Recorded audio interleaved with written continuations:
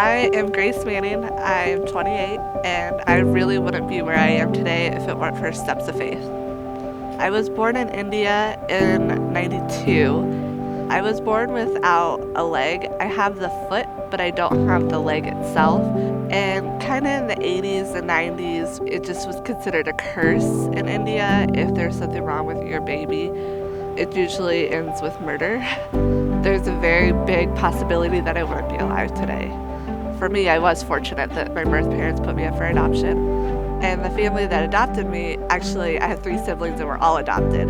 My dad is 100% Irish. And so for us, we grew up in a very big Irish Catholic family. For me, growing up without a leg wasn't any different because I didn't have something and it was taken away. I think a lot of people thought that I was hurt by that, especially growing up in a family where Irish dance was very, very important and a very big aspect of our lives. For me, it was just growing up. It wasn't growing up without a leg.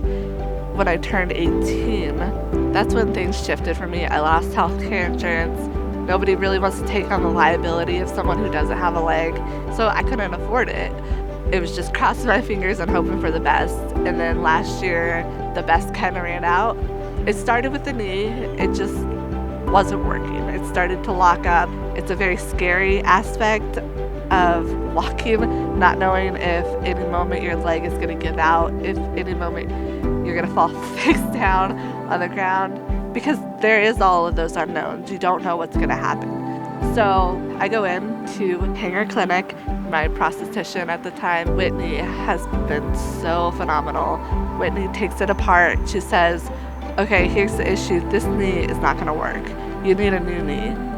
Okay, what do I got to do to get a new knee? Do you have $8,000 or $9,000 laying around to get a new knee?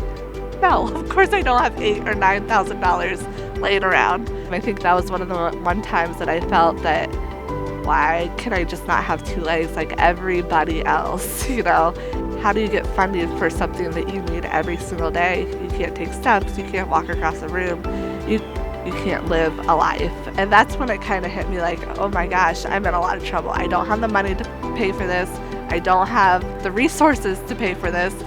And I don't know what's going to happen. And that's when Whitney said, okay, I want to tell you about a great organization called Steps of Faith. Steps of Faith has been helping people across the country get the prosthetics they need. So when I went into Hanger and they said that I could do it the way I wanted to do it, is Steps of Faith was willing to work with me financially from that aspect, I was all in. I have the security now of a great leg that's working, that's doing what I need it to do, and I can go to work, or I can travel, or I can see my friends, or I can walk down the stairs, or I can walk across the room, and it's not gonna cause me a problem, it's not gonna burden me, it's not gonna make it difficult for me.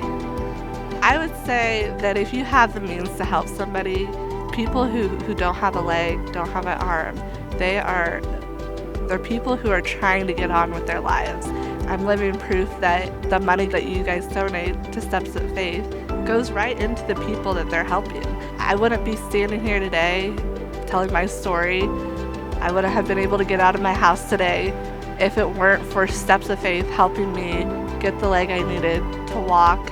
It's amazing what they've done, and it's amazing what they're doing, and they're just an amazing organization.